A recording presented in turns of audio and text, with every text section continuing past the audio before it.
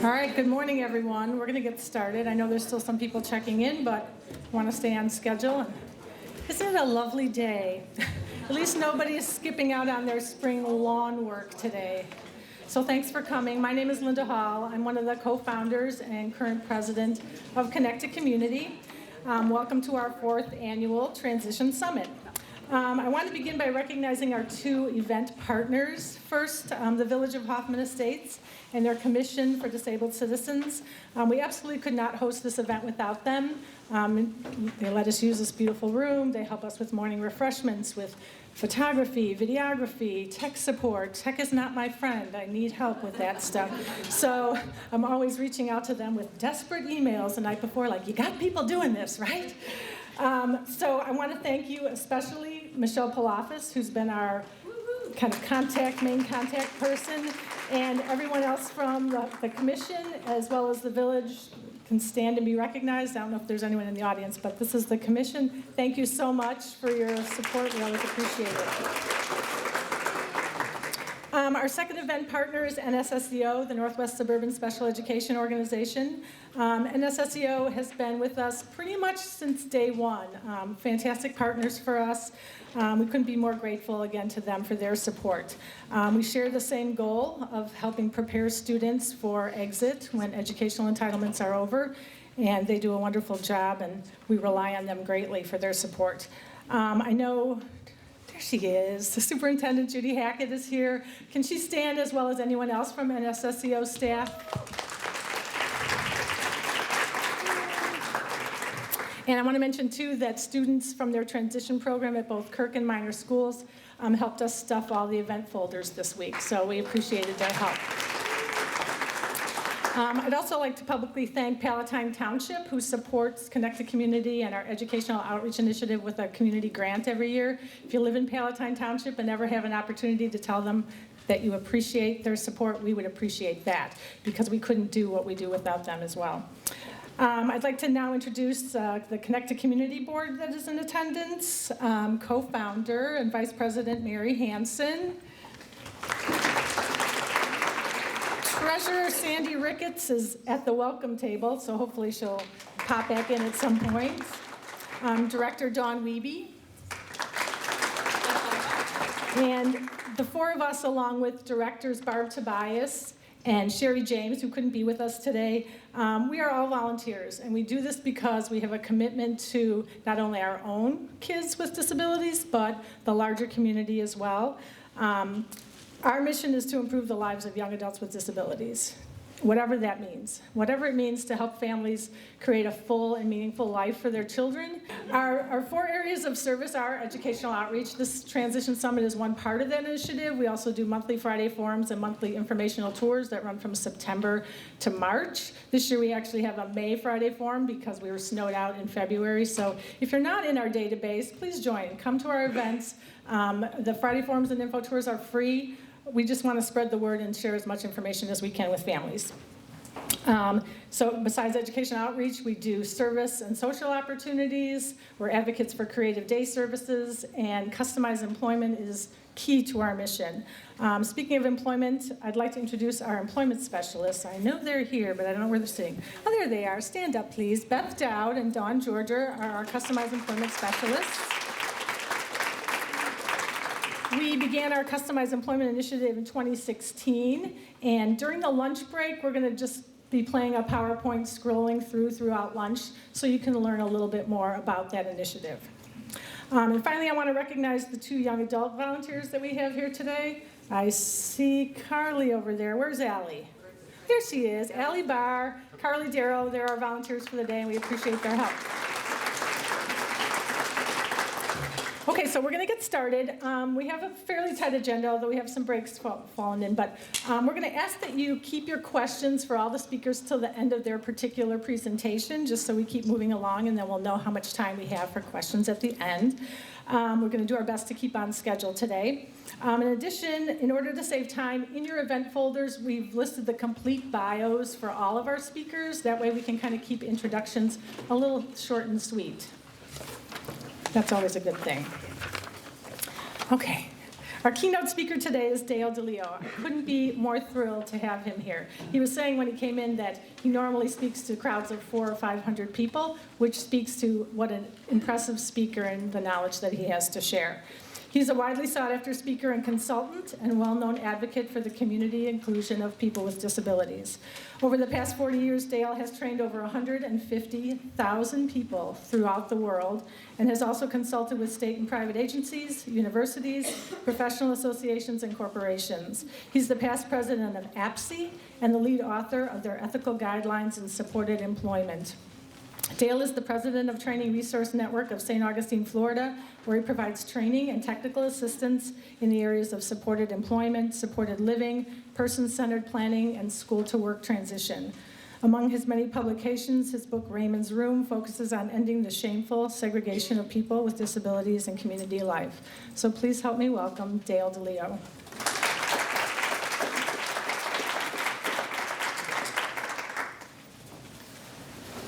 So it was Saturday morning, and I woke up and I wasn't really sure where I was, and then I went outside.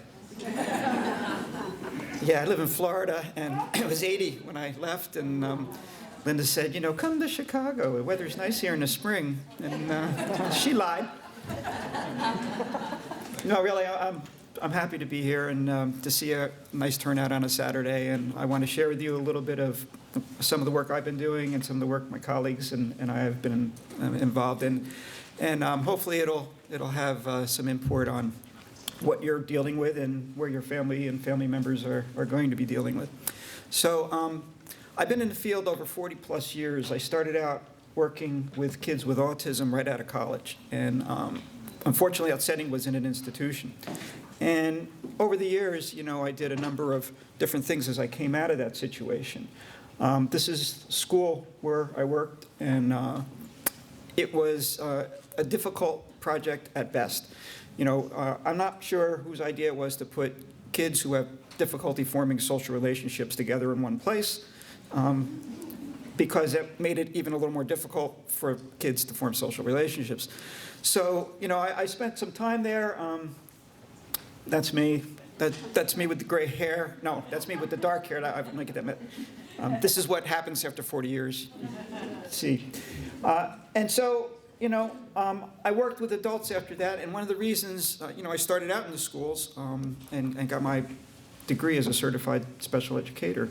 But I was getting very frustrated with what happened after school. And now we're talking late 70s.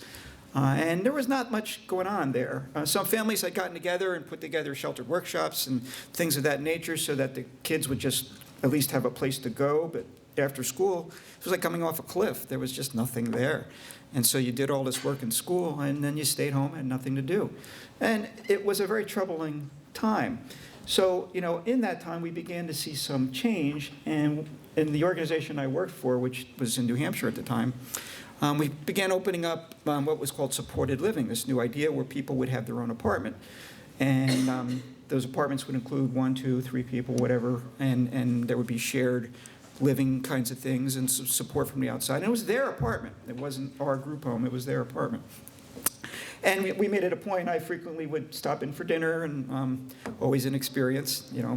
I had one young lady who told me that, she couldn't guarantee what was going to come out of the oven because it's the first time ever cooking. So, those kinds of things were learning experiences. And we had a good time, and they seemed to enjoy having a real home far more than living in a group situation.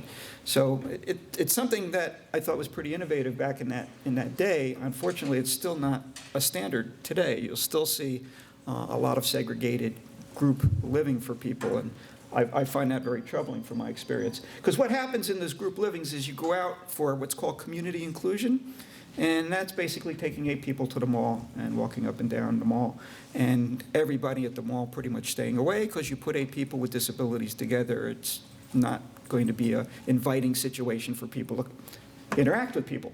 So, all those kinds of activities, and I have to admit, as running the program, I'd be the one setting up community activities. Everybody's going bowling, everybody's going here, everybody's going here.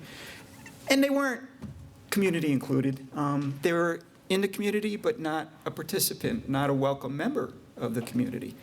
And again, I found that troubling.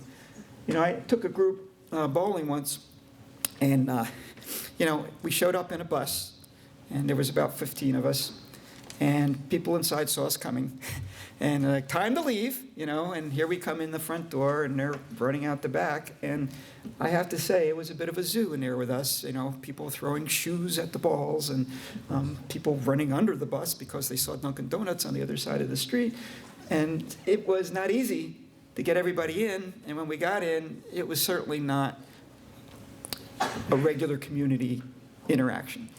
And part of that is the group nature of what happens when you bring a large group into a community setting. So we'll get into this a little bit more, but I found it deeply unsatisfying. Did the people enjoy going bowling? Yes, but that wasn't the only point. We can do lots of things that people might enjoy, but you have to ask about quality of life, enrichment of life, diversity of friends, the kinds of things you and I want from our rich fabric of community living. And this wasn't happening for people. It was far from happening. So life after school wasn't really a very pretty picture in my mind. And this is kind of where I got into the idea of, what can we do to make this better? And I wrote a book called Raymond's Room about my experience with working in a small institution, but it was an institution nonetheless. And I noticed how, the rules were not about the people there and their best interest. The rules were about keeping the staff efficient and safe. And we had a couple of kids who were extremely problematic in terms of the things they would do, and I mean extremely problematic. And so the solution that night was to lock them in their room, and with an eye-hook lock that locked from the outside. Now, is that a fire safety issue or not? You go in the morning, and that room was like 90 degrees, and it had the smell of urine and the smell of everything you can imagine in that room. It was ludicrous that we did that. But the people in charge said, this is the safest thing we can do for these people. So we accepted those solutions back then. We shouldn't even consider those kind of solutions. But as I stand here now, there are lots of people doing lots of those same things. Absolutely. If you don't believe me, come on a tour with me. There are still hundreds of thousands of people institutionalized in this country, many of them facing the same kinds of things we see here today. So again, not a solution. Well, what about work, being productive? So, okay, I ended up running a shelter workshop. Yep, still have my dark hair at the time. You notice everybody's celebrating because we won an award. We got a community award for being, a wonderful partner with some of the local businesses. And everybody's happy except me, because I'm looking at this young lady, Sally, who I know has a history of being angry at the boss, and she has a trophy right over her head. And I just know she's going to clunk her with that thing. And she didn't, but she made threats. So, was this the solution? And it seemed like the right thing to do because we had people engaged in meaningful activity, which turns out is a load of horse manure because they're not making any money. They're still in a big group, isolated from everybody else. I ran that workshop. I can tell you I signed checks for 34 cents for the week for some people. That going on today? Absolutely. It is still legal in this country to pay people less than minimum wage for the work that they do if you have a special wage certificate. Horrifying to me. I've been working on that, lobbying against that for 20 plus years. We get legislation introduced in Congress every year, and every year it gets batted away. So it's in, and sometimes it gets batted away by disability agencies who have powerful lobbying tools, which I don't want to name publicly, but think of national agencies across the country that have many affiliates. Some of them are protecting the fact that their managers are making $600,000 a year and their staff are making 40 cents an hour. I find that to be something I get worked up about. If you haven't figured out right now, my professional term is agitator. A lot of people don't like to see me coming. And part of it is because I'm not affiliated, and made that decision a long time ago, with any university. I worked for many universities as a consultant, with any agency, I turned down numerous management level jobs with states, et cetera. Not because I have any preconceived notion of me being better than anybody else or anything like that. I just don't want to be fettered with political things that tell me I can't say what I think is real. And so this allows me to come to any place like this and have, important people in the room and say, you're not doing what's right for people. And here's how you can make it better. So that's my point for, coming to these kinds of events, is to try to empower parents and people with disabilities to speak up and say, here's what's wrong. So the reason is it's all about, and I think Linda said it nicely, it's life quality, the most meaningful lives for your sons and daughters. And we really didn't know what that meant for a long time, because we thought, well, if we get them out of an institution, they'll have life quality. If we get them, into the community, they'll have life quality. Well, that's really not the whole case. Life quality means being in a home where you feel safe and secure, it's your home.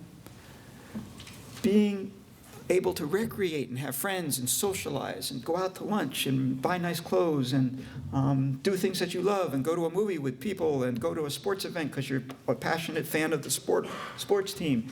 That's play. Being able to make a living and do something that's meaningful to you and have people value you for what you do. That's work. How many people we know can say they live lives like that? Well, probably some of us would say, I haven't made it on the top 10 scale of those things myself. And that may be true because it's an effort to do this. And there's a lot more to quality of life. Relationships, self-determination. Do you control your life and how you spend your money and who's in your life? Or are other people making those decisions for you? Have meaning in your life. Have security. Have health. Have enjoyment. So, when I get asked to be on these quality assurance teams, to me, this is quality. I don't really care about your paperwork. Let somebody else check your paperwork. I come in, I'm going to be asking questions to the employers, to the staff, and most importantly, to the students or the adults that I'm doing. And I'm going to say, does your phone ever ring? Who's there when you get a call? You ever go out to lunch? How happy are you with your living situation? Do you like your home? If you're too hot, what do you do if this room is too hot? Can you control the thermostat?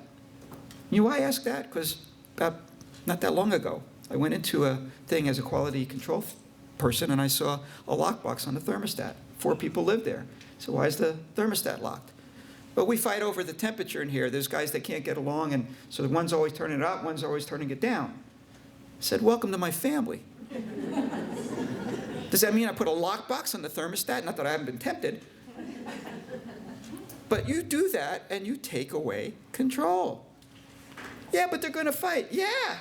Welcome to my family. You have to let people work that out. And if you want to support them in working it out, but you don't solve it by putting a lockbox on the refrigerator, on the thermostat, on the front door, on the back door.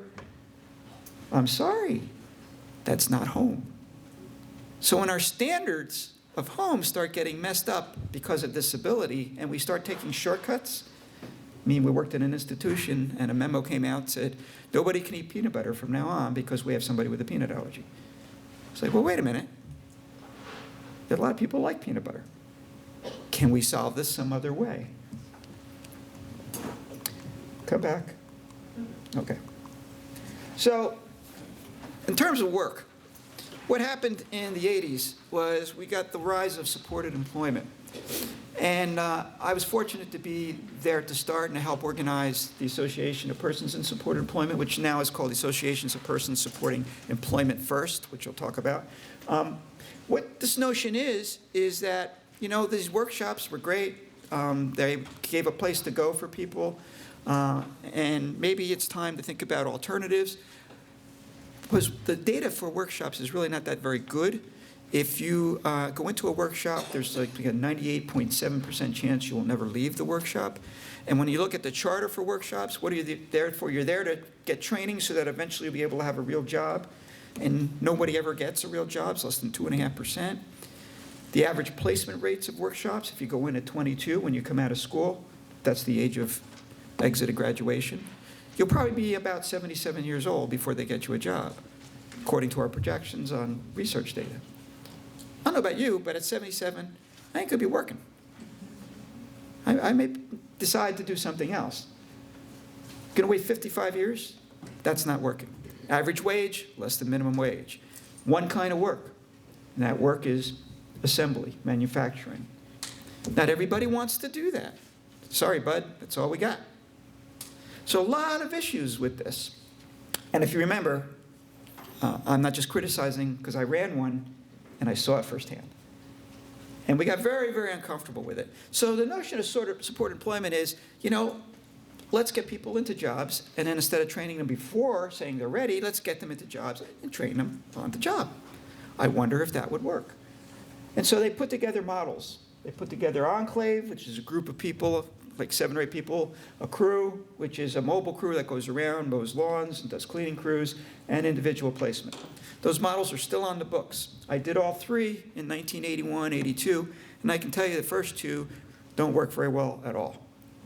They have the same kinds of issues, albeit on a smaller scale, better wages, but there's still no social interaction among people with and without disabilities. There's still limited kinds of jobs. There's still issues, without going into them all. The only one that seems to work is the individual placement model, and it works damn good. It works really well. The people who have gotten jobs and are individually supported, many of them find their life has changed dramatically. And gang, that was enough for me. Now, over the last 35 years, a lot of my time has been how to improve the individual model. How can we get more people better matched, better into jobs that pay better, where they're more socially involved, where they get the support they need, and how do we get this into the hands of more families so that they don't get talked into something they don't need to know about a workshop or about a pre-voc training program or about some other bull thing that's now obsolete and has been obsolete for 30 years. So that's not been easy because those systems don't like to change. This is a crew, a mobile work crew, a cleaning crew. I'm sorry, they're active, they're involved, they're productive, but boy, what comes out is disability. What they share is disability. You can't see the productivity because of the disability, and it's based on some very well verified social psychology theory that says that when there is any kind of difference, commonly known as deviance, when that difference is valued negatively and you group people of like deviance together, it exaggerates the difference. So when you group people who have disabilities, and disability is not a valued concept in our society, which is another whole topic, but when you group people like that, what do you get? You get people avoiding the group. So these people work in places where typically there are no other kinds of workers. There are cleaning grounds crews, or they're cleaning vacuum at night and rooms in hotels and whatever. So there's issues with this. And there's a lot of these going on in the country. And are they better than workshops? Yeah, I would say they are. Are they better than sitting home doing nothing? Yeah, I would say that's probably true too. Does that mean we should be making them? No. You're giving me a false choice here. So a lot of the times I'll walk into a situation and we have very active supported employment programs. We've got crews, enclaves, and placements. And when you look at it, the placement situations almost always generally do better, depending on how well they're done.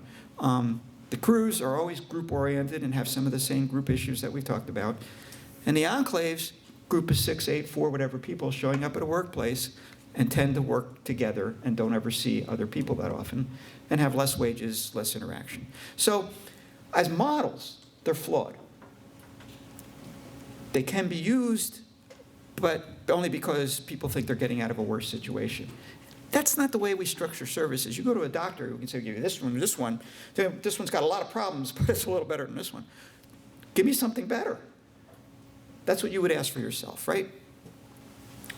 So again, in an enclave, you don't see John or Sue or Mary. You see the enclave.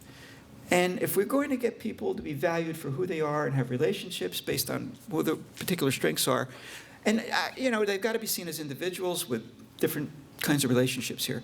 And that's what we're trying to go for. Okay, to form some sort of self-confidence and competency about who I am, not related to this group. Now, don't confuse what I'm saying, that groups are bad in general because people with disabilities should never interact with each other. No.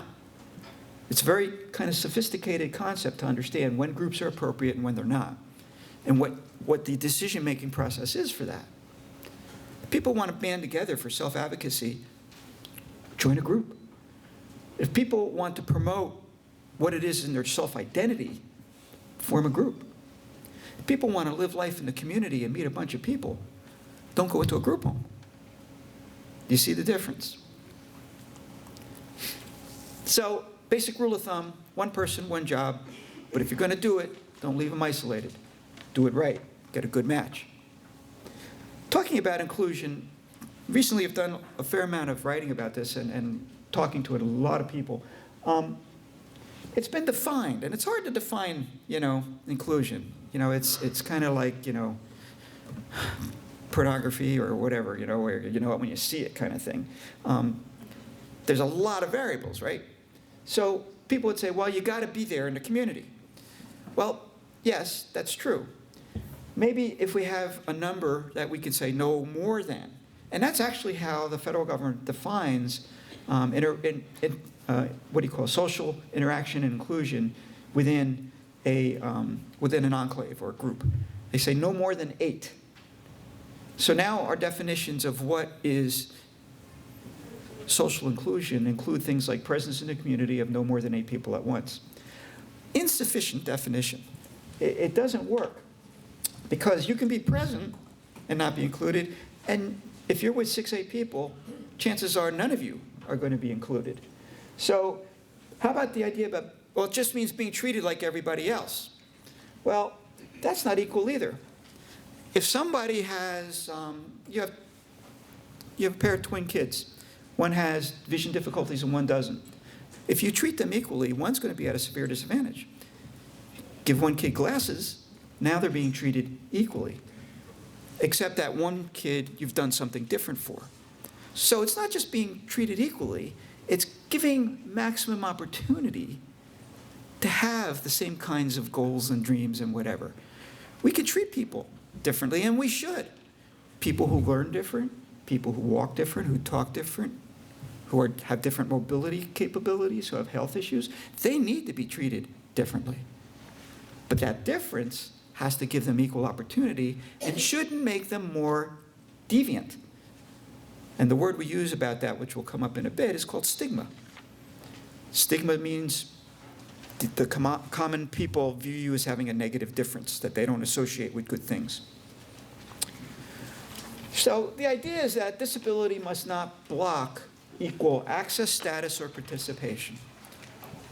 It must not block our ability to be a member and do what we have to do to be a member.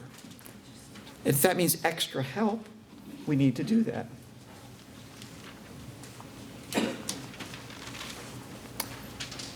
It's like paid commercials coming on here. Here we go. So what are the obstacles to that? Well, one of the first ones I put up there is our system of disability services. Now there's community obstacles too, including things like discrimination and people having prejudice and stereotypes about what disability is, and we can spend hours, and I have spent hours and days talking about what we face in the community around that. But I'm going to focus on something different, which is our own service system. And having been in it for such a long time, we force grouping because right at the very start, we ask you, what's wrong with you? And when we hear what's wrong with you, we make a label for that. And then where do you go? You go into the classroom, into the program, into the agency that specializes in that label. Therefore, you are with everybody else who shares your label. Not your interests, not your needs, not your support, not anything else about you, but what's wrong with you.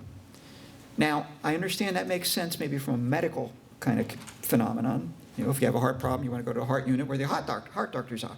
But the medical model is not the same in disability services, because what we're talking about here isn't medical support. Okay, there is a number of disability syndromes that require medical support, but those are add-ons to the disability model, which should be a social model. And a social model is something where you don't label by what's wrong and put everybody together. People here, anybody work in behavioral programming? Right? It's very common in all schools and all programs. I was a certified behavioral specialist for a while, you know, and the things I would come in to see are this house with all these people, and they're like killing each other. They're throwing things at each other, and what are these people doing? Well, they have behavioral problems. Yeah, and a bigger one is you put them all together. Good modeling there. Let's put the guy who throws the chair out the window next to the guy who hasn't thought of it before but was more than willing to do it. Good idea. You know, or I go to a vocational program, and at a table I got people, and they're throwing materials, and they're being non-compliant. Oh my God, whatever that is, and they're you know, screaming and yelling, and there we have a behavioral program table here, where we put everybody together, and we need a timeout room and a token economy program right away. And I looked at the table, and the first person's folding paper. Second person gets the paper, puts it in an envelope. Third person stacks the envelopes up. Fourth person opens the envelope, takes the paper out. And it's pre-vote training. You got to go as fast as you can. And we have behavior problems. You put me in that line, I do all of that stuff. I'd throw the paper down when you didn't listen to me. I'd rip it up if that didn't work. I'd scream and leave my assigned area if that didn't work. And I'd slug the guy next to me who keeps giving the crap I just finished. Would that make sense to you? Would to me if nobody was listening to me. So maybe this isn't a behavioral program issue. Maybe it's a communication problem we have here. We're not listening to what people are telling us. Maybe it isn't the most appropriate way to tell us, but nothing else has worked. So is the solution a timeout room, which is what Disability Services says? No, the solution is get these guys the hell out of there.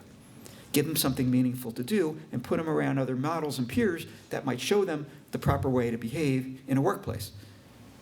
Is that going to work? I don't know, but we haven't tried it yet. Let's try. And to our great surprise, it had a huge impact on people's behaviors. So we're very quick to jump to fixing things. That's what happens. And worse yet, we try to fix it by groups, by their label. So once we have a label, it becomes the be-all and end-all. It applies to employment. Like, you know, we've got a crew out there. It's our autistic cleaning crew. Well, you got to be autistic and know how to clean. What is that? And we have a Down syndrome mobile vacuum crew. Why do we do that? Right? Why do we label? Then there's the jargon. Words like outbursts and token systems and you know, labels that we have like severe and profound. Could you think of scarier words to use? You know, and I've even met parents. So tell me about your son. He's severely and profoundly intellectually disabled. I said, you poor woman. Who's been teaching you these things? What's your son's name? Let's see what he's like. Because you're labeling him to me. And I'm going to have prejudged ideas about what that means. Because we all can't avoid that sometimes, right? Then there's segregation. Where are the programs? Away from everybody else. The work programs, away.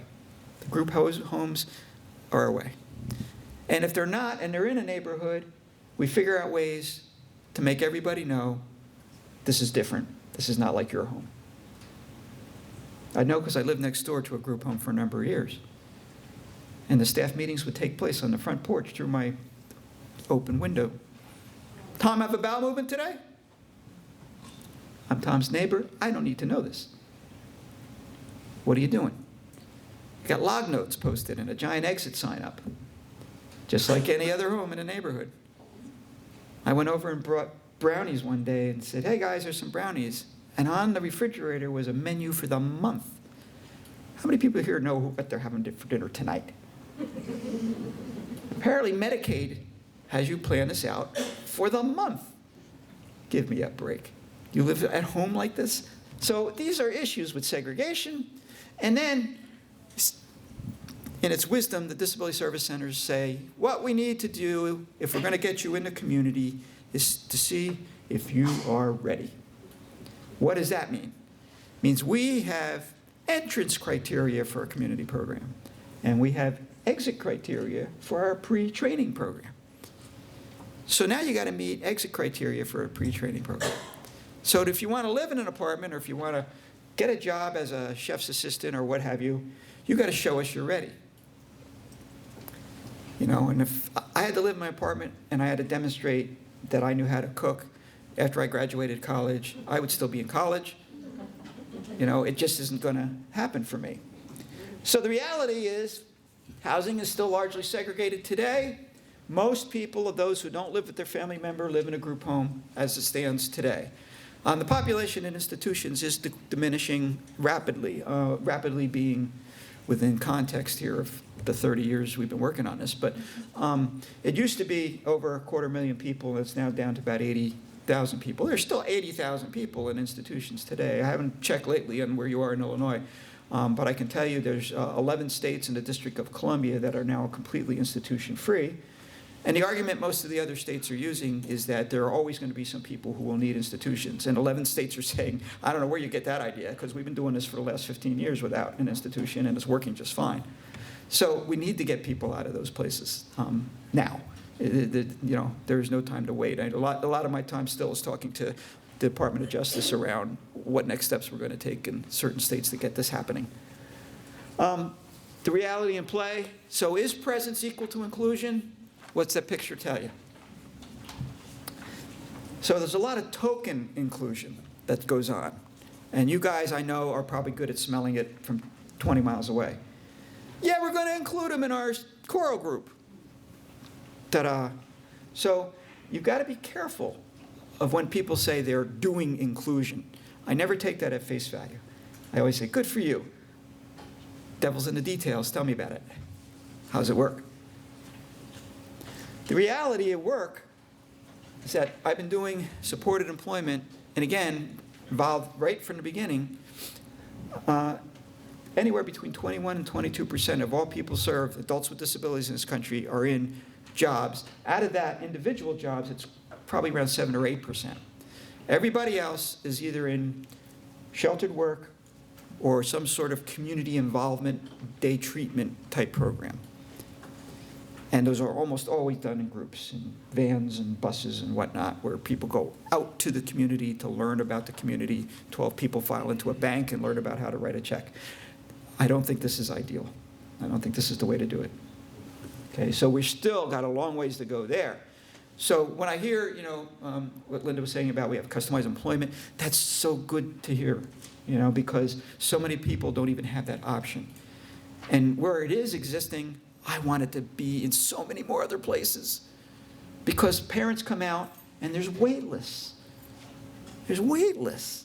Now you're out of school, which was federally mandated, and you come out to the world of adult services, and that mandate disappears, and now it's to the extent we have money. And we don't, so you're going to have to wait your turn. And when we get it, we'll have an opening in our workshop and group home. And now what are you going to do? This is why legislative change has to happen, and this is why parents need to be educated, because I work in states where that isn't the case, where there are no wait lists, where there are no workshops, you know, where there are no group homes.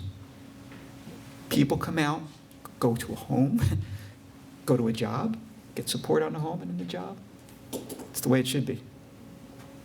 So let me tell you how the models have changed over the years. When I started, it was labeled as work possible. So we might have 100 people in my program. 70 of them are in what we kind of call busy work, where they're putting pegs in holes and nuts on bolts and bagging them and timing them, and that's their day, and there's recreation, and we have fun, and we go bowling, and we watch movies on Friday, and blah, blah, blah. Okay? 30% when we test them on our vocational evaluations, like, hey, these people seem to have something going on here. Let's put them in our training program in a sheltered workshop. Okay? So that's labeled as work possible. Now, they get to do practice work. They practice work, you know, put paper in envelopes, create behavior problems, uncreate them with token economies, blah. And then if they do good with that, we put them in a workshop where they're going to get paid for the work. Paid based on piece rate. So the norm sample is a typical worker can do 100 pieces for $10 an hour. You can do 10 pieces, you get $1 an hour. right? Now, that may seem like it's a fair thing when you look at it one way, but the other way is, you put me in a job I don't like, I might be 10% production of what you're able and interested to do. Don't put me in that job. There's other ways of solving that problem. And then, once you get to a certain point, pass our exit criteria, now you're ready for a job. What did I say the placement rates were? 2%? How old are you at this point? 77? So the model is terrible, doesn't work, and is flawed, and is still the predominant model today as we speak. I can't tell you how many places I've been over the last 10 years, shelter workshops, agencies that fund shelter workshops, talk about this, they all nod their heads and go right back to doing what they're doing. So, we've got to get a little more legislatively advocate to do that. So that changed to who's ready, find an opening, place, and train. That was the original supported employment model that came out in the early 80s. Did it work? Much better, but the outcomes were not as good as we hoped. There's still less than minimum wage. There's still only small numbers of people placed, and a lot of those people are in group employment. So that went on for another 15 years, till around the mid-90s, when I worked with a person named Dr. Jan Nesbitt and Dr. David Hagner, and we did a study around how training was impacting employees who were at work, and we found that our training was doing the same thing that I'm saying Disability Services does in the big group. We were stigmatizing the worker. Because not everybody had a job coach. Not everybody had somebody hovering around them saying, good social positive on that work. Nice going there. No, you need to do this, you need to do that. The other workers were like, who is this person and why is he here? And we were still using behavioral terms and jargon. And so what we realized is maybe this needs to change. And we call that concept the use of natural supports. And natural supports has been proven to be much more powerful, has succeeded in the workplace, is now incorporated into federal legislation and federal guidelines on what makes good employment. And we use it now all the time. It's still not the solution for everything, because we're still using who's ready, find opening, place. That has since changed in the last few years, and I've probably been the person screaming it the most, to plan, match, and support. So this simple change has made a huge difference. And maybe it'll look a little different in 5 years, I don't know. But what we're saying is, don't just place, don't just find an opening and place. Get to know who the person is through person-centered planning approaches, using things like we call discovery. Get to know what they're good at. Get to know what they're interested in. Get to know when they become alive and when their eyes light up and what they want to do with their life and how that might impact, how they feel and who they are. Then go out and learn about your business community. Spend time in the business, find out who they are, what their needs are, what kind of work do they have and do they have seeing coming. And then learn all the skills you can as to how to be a support professional. Mobility, technology, training, learning, use of reinforcement and prompting, natural supports. You put that package together, it's the best thing I know right now to get people into incredibly good, well-paying jobs where they have been there for a while, have gotten promotions, advancements, and love what they're doing. And I have a lot of those kinds of stories from personal experience and now from data coming in that shows that this model is the best way to go. Okay, so my point in doing all this is to let you know, you might hear at some point in your travels that we do supported employment. So you need to say, how does that work? Do you send out a job developer to find openings and have them come back and say, who's next? Because that's how it used to be done. And they say, who's next? Where's the opening? Pizza Hut. And who's next? Tommy. Tommy's going to Pizza Hut. Okay, yay, we got that done. Placement. Nobody asked. Tommy doesn't want to go to Pizza Hut. Tommy hates pizza. Tommy doesn't want to work in a kitchen. Tommy's going to spit in the pizza if we leave him there too long. And he gets fired, and he comes back. Tommy, what happened? Oh, got fired. Oh, no, it's stupid Pizza Hut. All right, what's next? Dunkin' Donuts. Tommy's going to Dunkin' Donuts. You see the treadmill we're on? Don't do it that way. Tommy, what do you like? Oh, I like cars. I like tools. I like taking things apart. What can we do with that? Who pay him to do that?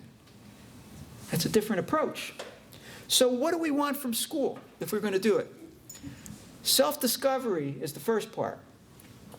What I like, how I learn best, what I'm good at, what am I and what do I want for my future are very basic core questions that should start happening in school at a very early time.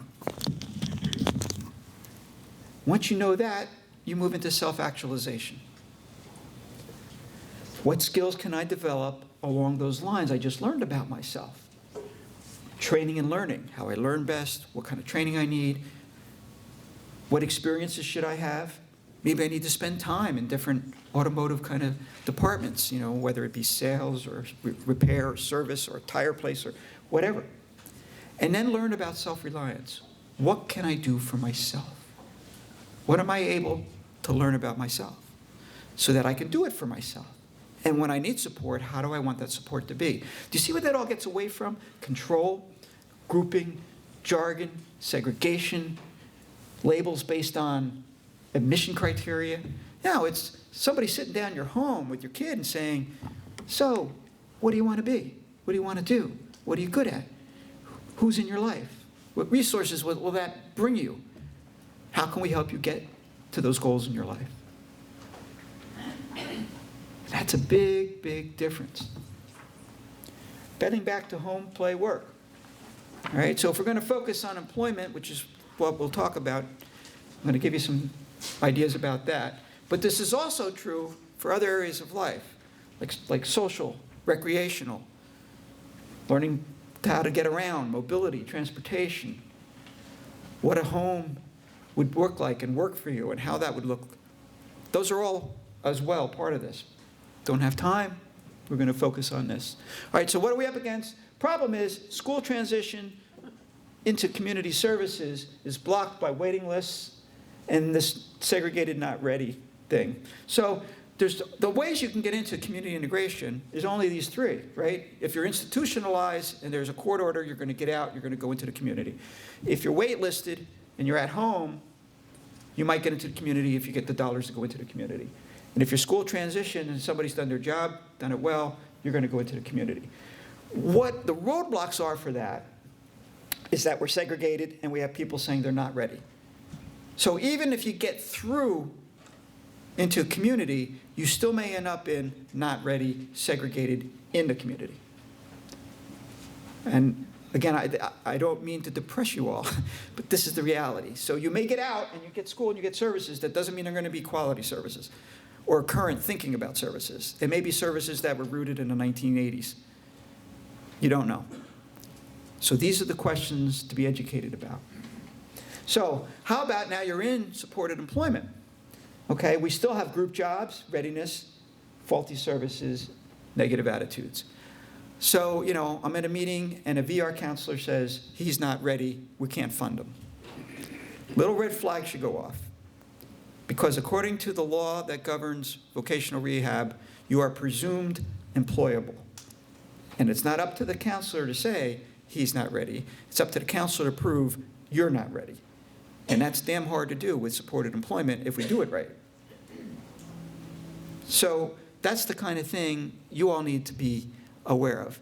And I'm not saying this is because the VR person was a bad person. I just don't think they got the training that they should have if they're going to be working with people with significant disabilities in terms of getting them jobs. You can't say he's not ready. People are presumed ready. Everybody's ready right now.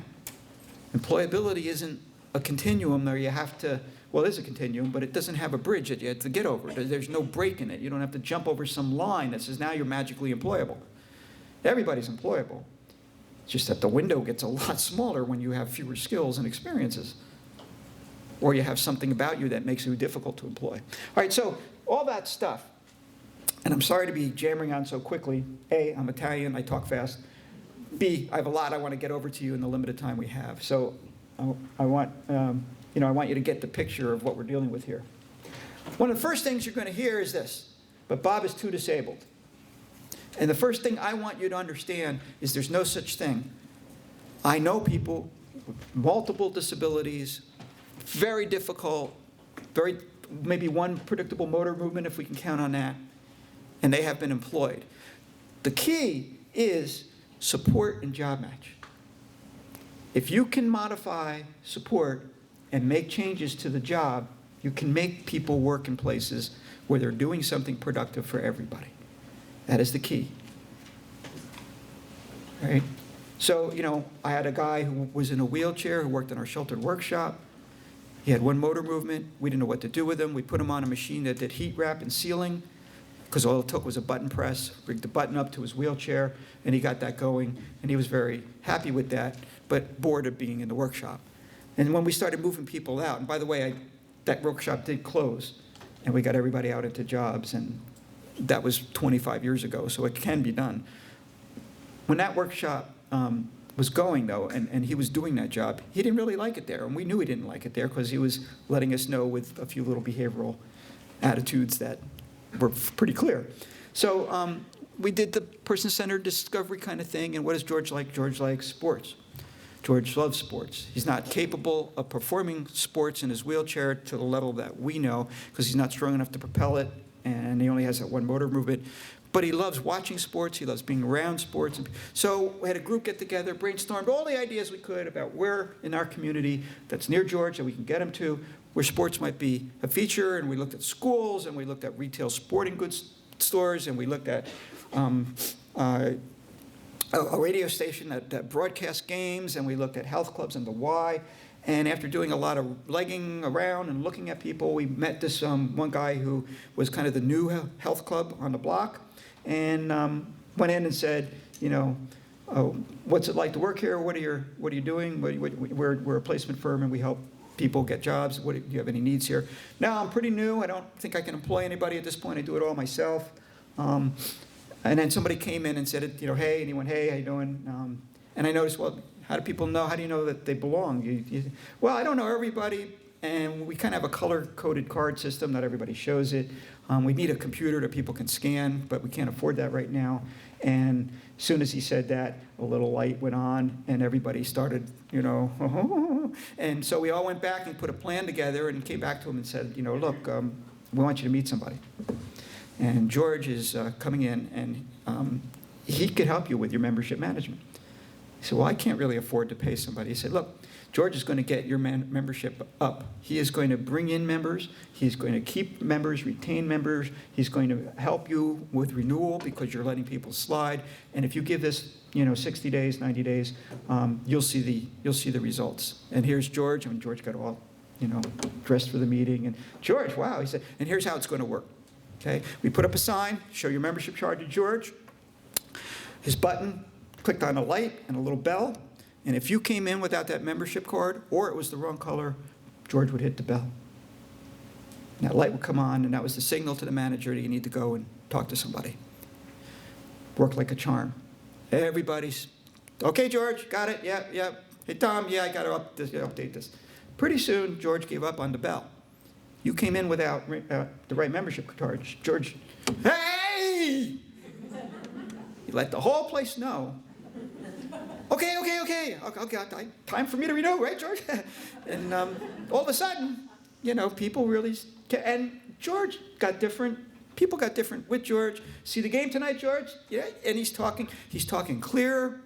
And something we noticed, George was not that big on hygiene before this job. He's wearing cologne. He's taking baths.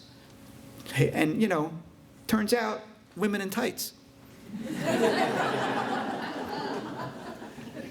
We thought George had a problem that we could fix with a token economy and a task analysis.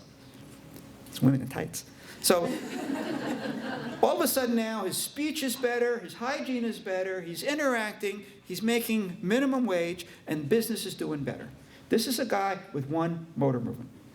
And when everybody looked at him the year before that, they said, George is unemployable. Because from your frame of reference, you think, who's going to hire him?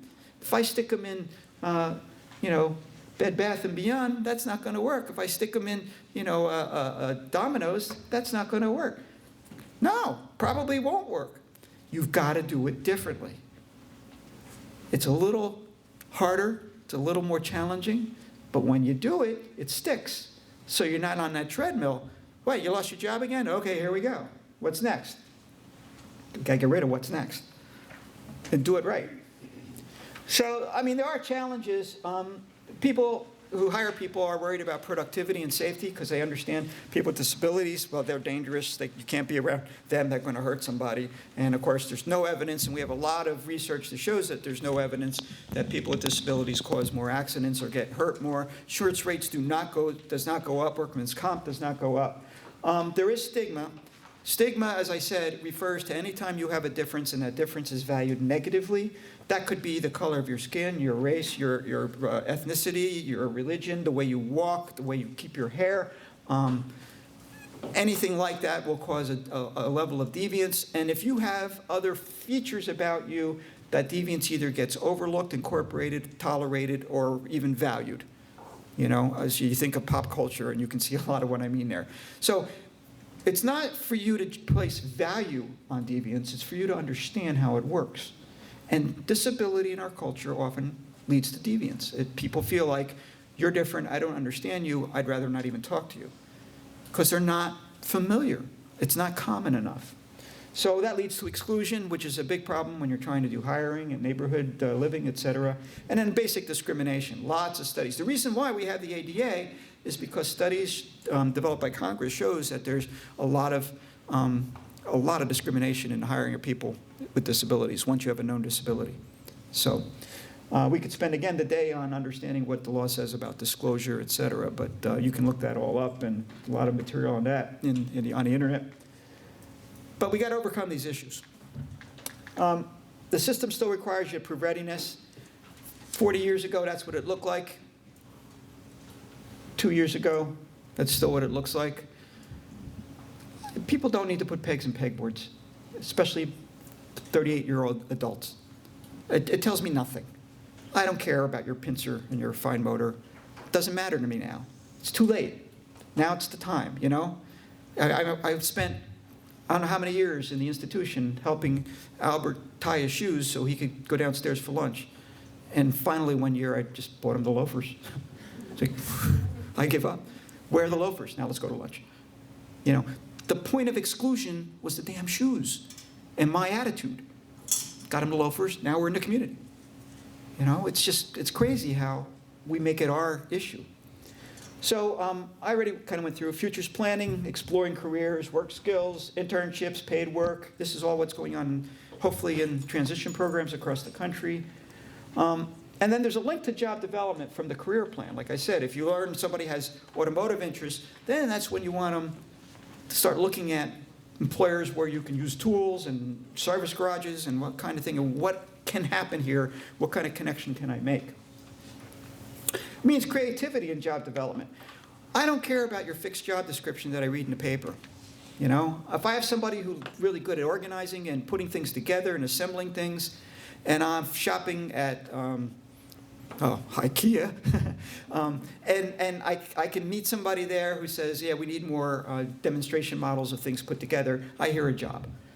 I don't care if it's not listed in their corporate program. I'm going to be talking to a manager about what diversity is, what ADA means, and how I can get somebody into a situation doing maybe this one thing for them. And even if it is part-time, that's going to work for them right now.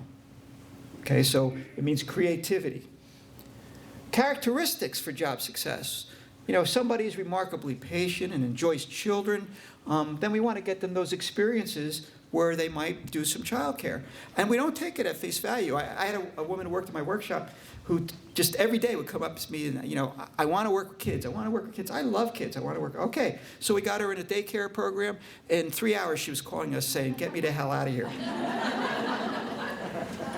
Kids are screaming. They want me to wash their face. This one peed its pants. Oh. It's like, so you don't want to work with kids. Experiences will tell you what you like and dislike. You think maybe you want to do this, but in your mind, it feels a little different than when you actually experience it. So the experiences will tell you, you know, a woman who could set plants all day, yeah, nursery makes a lot of sense. You know, maybe there's a lot of places where that can be something we can do. Conditions are things like, what kind of schedule do I need? Where's it going to be? how social. Some people want to work a little more isolated. Some people want to be around everybody. Some people can't be around everybody because they'll never work. Environmental, what kind of compensation. These are things you would do for yourself if you were looking for a job, right? This is what we need to be able to do. You know, if somebody gets tired easily, I don't want them on their feet all day. I want to find a job where they can take breaks. Or, you know, necessarily maybe sit down, or more of an administrative job. So all of these things are part of what we do when we do now job development, job customization. So when I'm going in as a consultant to an organization that does customized employment, you know, I want to look at their marketing plan, I want to look at their job development plan, who their employers are they meeting with employers, do they give an employer award, what kind of advertising materials are they using, how often do they get out there and sit down and take employers to coffee and learn about their needs, what's their placement rates, how long do those rates last, what's the average wage, how do we improve that, what materials can we use to make employer connections better? What do the marketing materials look like? The images people have? Is any jargon being used? What kinds of training are you doing? The list goes on and on and on. And we don't pay people enough, employment specialists. We don't pay you guys enough because we want you to do so much and get it right. So, you know, here's an example. Able organized things, you know. Well, that would mean a lot of things, but it could mean work in an office. It could mean work in a filing situation. So what we want to do is make sure these interested job settings match where the job developers are going. So where the job seeker is motivated, alert, engaged, places of employment, where the career themes make sense. See, so what we're moving here from, I'm going to step away from the mic here, is business we know, person we know, match we make. Okay, that's the plan part. And you don't just go to the match without this. I don't want to force somebody that doesn't want to hire somebody into a bad match, and I don't want somebody going to a place where they're not going to like working. If we make that go together, then we figure out the support. So where does that start? Well, when we start Discover, we ask people about their dream jobs. That's always dangerous, you know, because I want to be a rock star. I want to be the head chef. I had a woman who told me she wanted to be the head chef. It's that same woman who said, I can't guarantee what comes out of that oven. She invited me to dinner and said, I've really been working. I want you to come for dinner. And she lived in a group home. And they took everybody out for pizza. And it was just me and a couple people knocked on the door. And she said, come on in, come on in. We opened the door. There's smoke. She said, you know, Sally, there's smoke. She's like, oh, that must mean it's done. And then the smoke detector went off. Now I know it's done. She's using this stinking smoke detector as her timer. This is a problem, all right? She's saying I want to be the head chef. So it's not about saying somebody has a dream job, make it happen, but take that passion and figure out what we can do with it. Now, somebody knew a restaurant in town that was hiring people. They didn't need anybody in the kitchen to cook because they had a very fancy French chef doing that. And so we told Sally we'd let her kind of take a tour back there. And Sally was talking to him how she'd love to work back here, and she's a really good cook. And he was like, And, you know, we explained that, you know, her cooking skills, but you know, she certainly can help out here and be more than willing to. And they hired her as a salad prep assistant chef. And for her, dream come true. She's chopping salad. It's pretty hard to screw up chopping salad. Okay, she was a little fast with the knife. We got it under control, but chopping salad. All right, and so her social side of her with the chef is what came out. They formed this relationship that was so wonderful to see. Because she would come in with biscuits that were hard as rocks, and he said, what am I supposed to do with these? He said, we play catch in the kitchen. And they're okay, we play catch in the kitchen. And the next day she came in with a carrot cake. There was a whole carrot in the middle of the carrot cake, raw carrot with the greens coming out of the cake. And he said, why are the greens coming out? She said, that's my cake candle. That's how you pick up the cake. All right? The chef thought this was hilarious.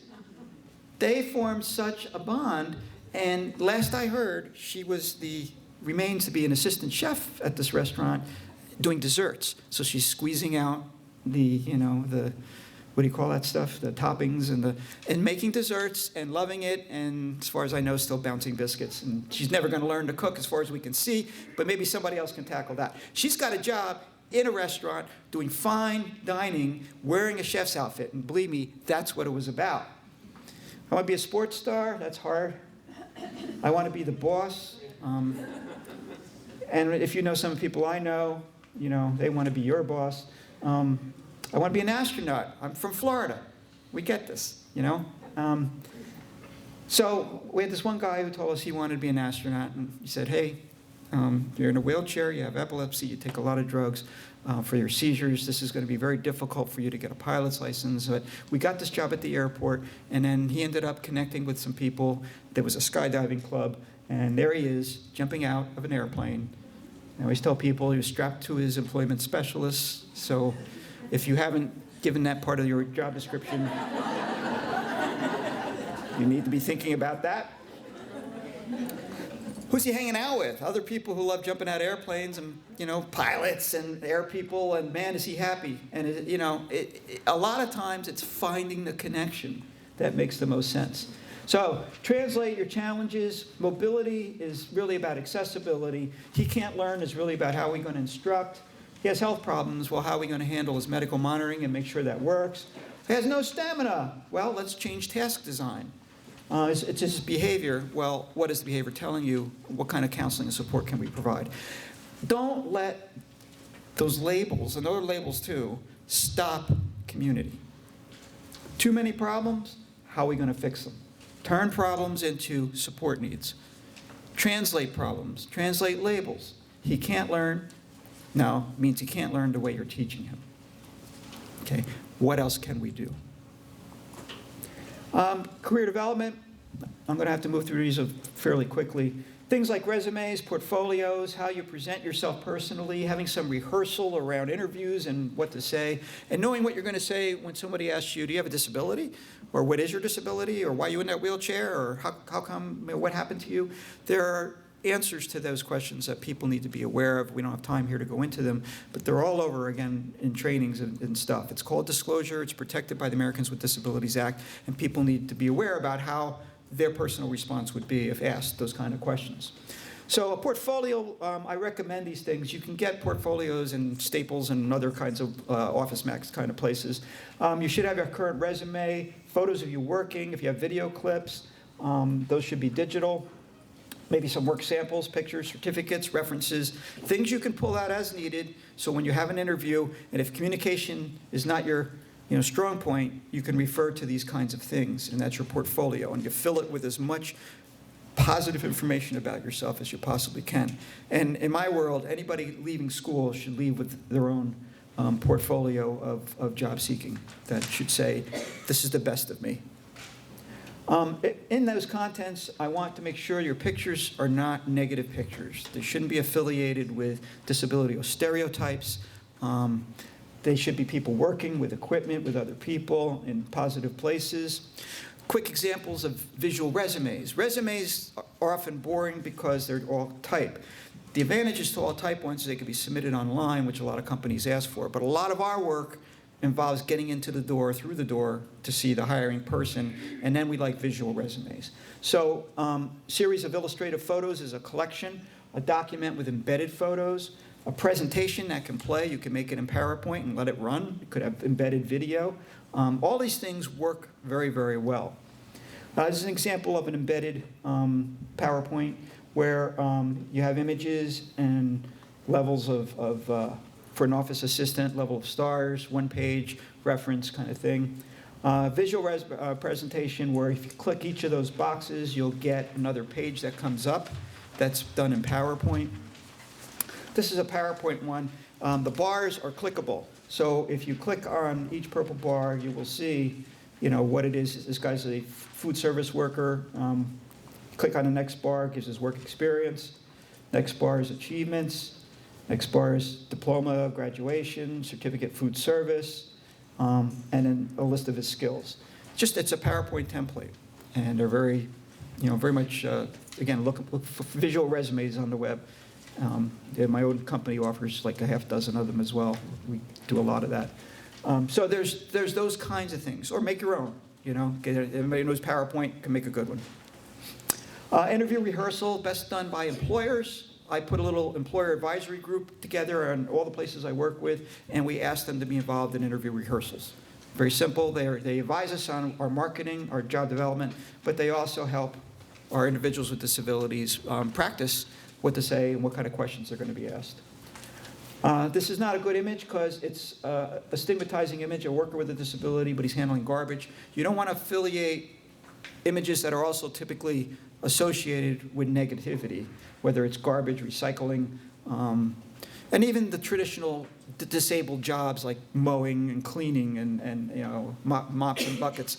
Those have negative stereotypes now, and we want to get out of that kind of thinking around what workers with disabilities are capable of. That's an office image.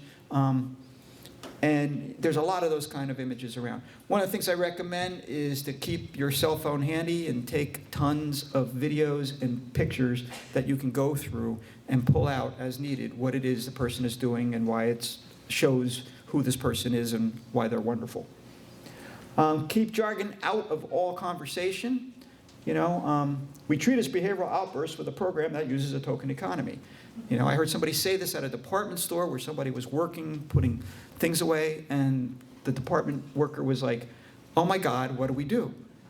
Should I get everybody out of the store? A behavioral outburst is a scary thing, you know? And, you know, you and I would have said, oh, he's really pissed off. He's crying, he's upset. But we say, behavioral outbursts, don't worry, we have a program for it. That kind of language has got to go. That's a feature of natural supports that we tell people to use naturalistic language. Skip community readiness. I want to live in my own apartment. Oh, that's great. First you have to learn to cook, then you need to learn money management, and then there's this, and then there's this, and then there's this. And where are we going to start? Well, you don't know a quarter from a dime, so we'll do coin ID. It'll be 30 years. Get a checkbook. Get a credit card. Shop with somebody who knows money. But get in the apartment first. Don't let readiness criteria get people plugged up in that stream. Job development images the same way.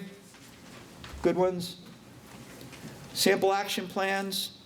You know, we want to know when people will have a video resume, when they're going to be a disclosure approach, what kind of job development's going on, who's responsible, and when we're going to get together to see if it was done.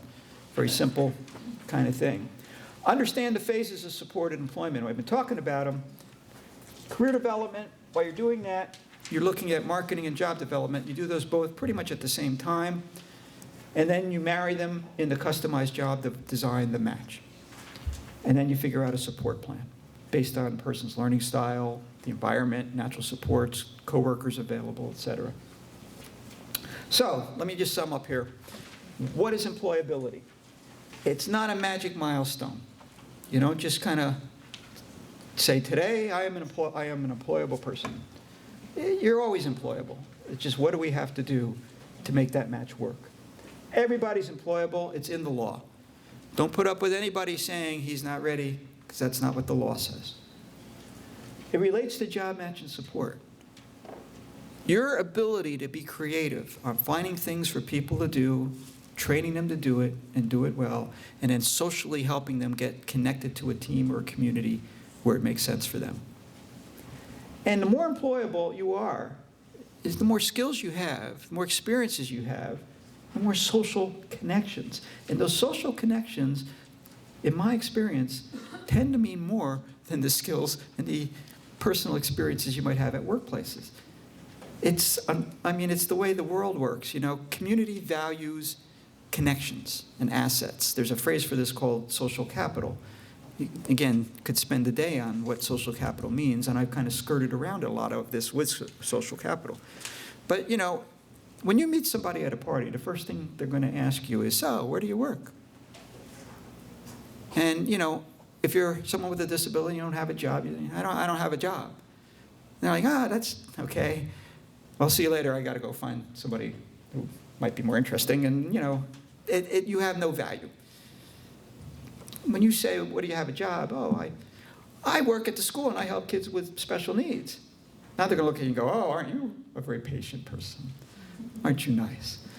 Because you're probably as stereotyped as anybody else because you work with people with disabilities. God bless your heart.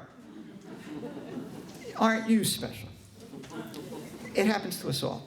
So having a job and having a job that you're prideful of and having social connections makes a big difference in that kind of thing. So what is this about?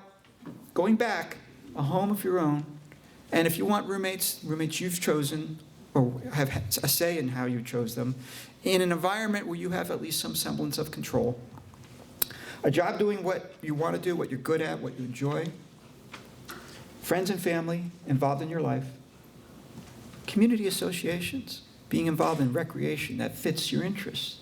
It's amazing how, it's the kind of thing where small connections can make a big difference. When I worked in New Hampshire, I was driving to Florida on vacation, and New Hampshire plates are obvious because they say live free or die on them, which is always interesting. And so I'm heading down south, and my family and I, we see a car go by, and now we're in Georgia, and it's New Hampshire. And so we pull up to look at who's in the car. How stupid is that? 1 million people live in New Hampshire, but we saw a car with New Hampshire plates, and you probably do it too. You're checking them out. Hey, New Hampshire. They pull into a rest stop, we'll pull in too. New Hampshire, yeah, New Hampshire, hey. You have nothing in common but a license plate. But we do this because all it takes is a symbol of commonality. And what we need to provide many people for their social capital is their favorite team, their pet, an experience. I went to the Grand Canyon. I like to fish. I drink coffee every morning. You decide. But that's personal expression, and that's joining associations, formal or informal, where you become who you are and you make connections based on that. Really important. And then where you recreate and how. So understanding a couple things. We're not going to get this to change right away. I learned this the hard way because of inertia. Inertia means there's a resistance to changing the status quo. It's like, I got a great idea. We're going to close the workshop, get everybody out. Oh my God. Parents, we're going to form and keep it going because you're not, who the hell are you to tell us what to do with our kids?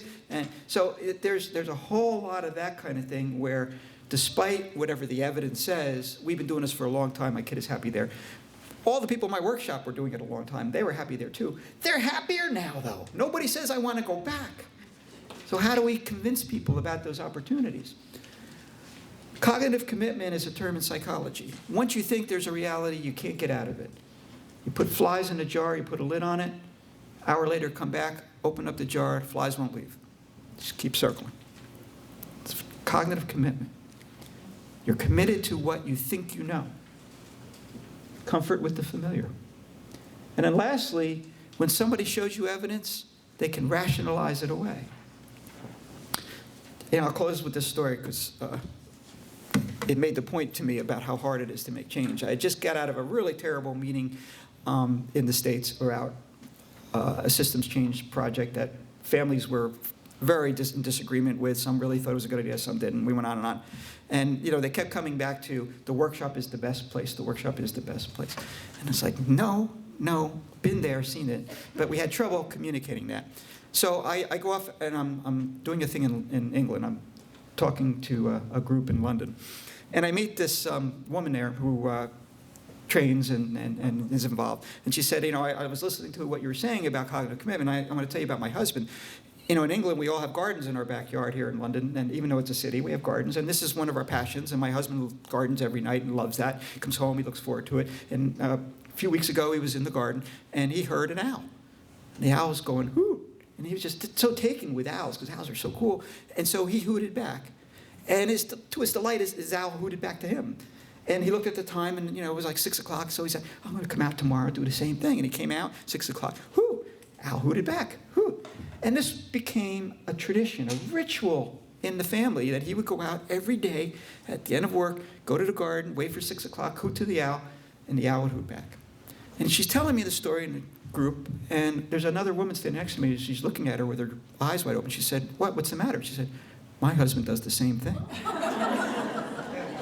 Turns out they live 4 blocks away. These guys have been hooting to each other for a month. They both go back, and they explain to their husbands what's going on. They came back the next day, well, did you explain? No, they won't accept the fact that there's this, I know an owl when I hear one. Who are you to tell me that's not an owl? It's not an owl. And to this day, they're probably still hooting at each other. Rationalization, cognitive commitment. So if you see people hooting at owls, good luck. Make them change. Show them the evidence. Thanks so much. Have a great day.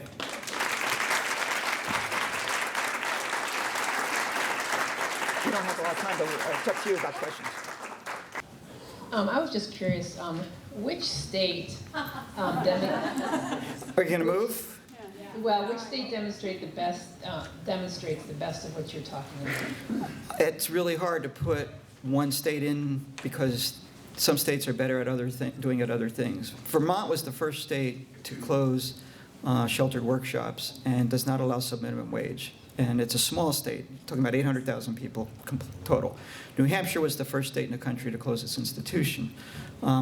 Washington State has done a lot with supported employment and investing in supported employment and getting people out of workshops in a larger kind of scale. There are several states under lawsuit, so they're doing some things, but it's because the Federal Department of Justice is on them. Oregon is under a Federal Department of Justice consent decree because it is not moving fast enough around employment. Rhode Island was the transition state that got nailed. Department of Justice made that. They had a situation where they were graduating people directly to workshops without even trying to do jobs. It was a funnel system. And so they were going from school, in which some of their time was spent in the workshop, and then landing in the workshop, making 40 cents an hour and never leaving. That caused a class action lawsuit in the state. Have those states made significant progress? They've made some progress, but they're not fully there yet. So there's no one answer. My own home state, Florida, I consider a mess because there's like an 18,000 person wait list. Right there, you know you got trouble. Our supported employment rates haven't improved from 20%. We're ranked in the middle third now in terms of supported employment. There's, if you want to take a look at data, there's a report that United Cerebral Palsy does independently called Case for Inclusion, and they put them online. If you just Google Case for Inclusion, UCP, you'll see all the reports, the last, dating back about 5-6 years. I think the last one is 2016, 17 should be out soon, if not already. And you can see how they rank them by group home size, people out of institutions, school to work, workplace usage. There's so many ways to measure it. It's hard to say this state, but. Actually, as a parent also, I'd like to know what do you think are probably the top 2 things that they should be doing to facilitate this? Well, employment? I mean, nationally, we want a national law that will phase out subminimum wage. That is a big one because a lot of places are subsidizing their staff management with the fact that they're paying little. Their workshops are making profits. Let's put it that way. If I go to, and this is not true of all Goodwills, but Goodwill has thousands of affiliates. Some of them are absolutely terrific. But if I go into a typical one, I might find people in the shop putting out clothes for 50 cents an hour, and I might find a president making $400,000 in the same agency. And I find that awful. So I think getting rid of subminimum wage nationally. Now it is going also state by state. Alaska has just eliminated subminimum wage. The city of Seattle has just limited subminimum wage for all people with disabilities within the city of Seattle. So we're making some progress on this, but it needs to be far more. So I think that's an important one. Deinstitutionalization certainly needs to keep going on because to me that's a big part of this whole picture. And honestly, I don't want to get into politics, but most recently, under Jeff Sessions, the Department of Justice has rescinded guidance around the Olmstead rulings that the Supreme Court made around employment. And we were using that guidance to let states know that when they weren't doing their job, here's what they weren't doing. Because there's, in that guidance, words like most integrated setting possible, employment in the most integrated setting possible. And if you have people that are 200 people in a workshop or not working at an institution, we can go in and say, this is what the Department of Justice says. That since got rescinded. And we really have to figure out a fight, get that back on the books so we can continue to go in and advocate and say, you know, you state needs to change. This has to change. Can I ask a question really quick? I've done some reading of the articles on your website. Can you address for families, particularly your concept of benevolent ableism? Ooh. You really want me to end with that, huh? You know, ableism is a term that came from the disability community, which is when people try to do nice, but being benevolent, but in the process adds stigma to the idea that there's not an easy way to explain this. You know, the "isn't she something" kind of comment. And it gets applied a lot of times to things that might look good, but that other people have difficulty with. So it opens up a lot of discussion about, you know, are proms for people with disabilities really the best idea, or is that a benevolent ableism kind of thing that makes people comfortable that you're not at my prom, you've got your own kind of thing. And then on the other side of that, you know, is when people say, you're a hero for doing what you do, you know, for coming into work every day. And I've had friends who do, you know, and say, that is such bull, you know, I do what everybody else does. It's a little harder for me to get here, but I'm no hero, it's my job. Don't, you know, that's ableism to them. That's just like, you're making yourself up here and you're congratulating them for getting close to you. Benevolent ableism. It happens a lot in society. I get called on it with my friends if I'm even anywhere near it. You know, don't tell me what, you know, it's like, okay, yeah, you're right. So you're welcome to read my blog. If you go on, you can get to it different ways. DisabilityWebTraining.com is where my site is, and if you scroll down to the bottom, my blog has a post on benevolent ableism, and you can take a look at it. I probably do a better job explaining it there because I had a chance to think it through. But you know, if there's any kind of situations where it comes up and there's a level of discomfort, you're probably starting to feel it. You know, where people are congratulating you or saying you're a hero or aren't you something, or you know, it's kind of a Southern thing sometimes when we find that. My wife says that she can smell it a mile away coming from New York, you know. Well, aren't you special? You know, well, God bless you. And right, you know, right behind that is, you know, I can't believe she wore that outfit. It's like Southern politeness with an edge, you know. So I think we have time for one more. one more. Does taking away that sub-minimum wage actually hurt them in the sense that, well, we could just hire a typical person and get more productivity out of them?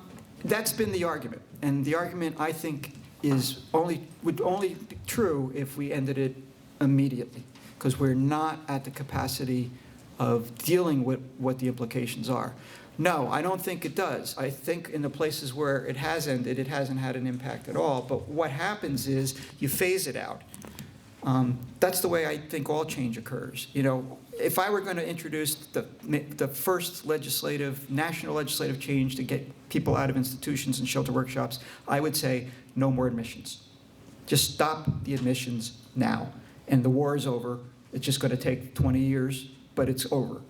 Because, you know, I called for a freeze on shelter admissions in 1982, and I was president of the board of APSI at the time, and we had 20% of our membership forced to leave because their bosses said you can't stay with an agency that says that, you know. So it's a highly politicized environment. If we phase out over how many years it will take, it means don't get anybody started again in sub-minimum wage, and for those that are in them, get them into jobs that their productivity is equal to minimum wage. And productivity can be measured many ways depending on what you're doing, where you're doing it, how you're doing it, and who values it. So I think it's very possible. People have jumped on that thing. Well, people aren't going to.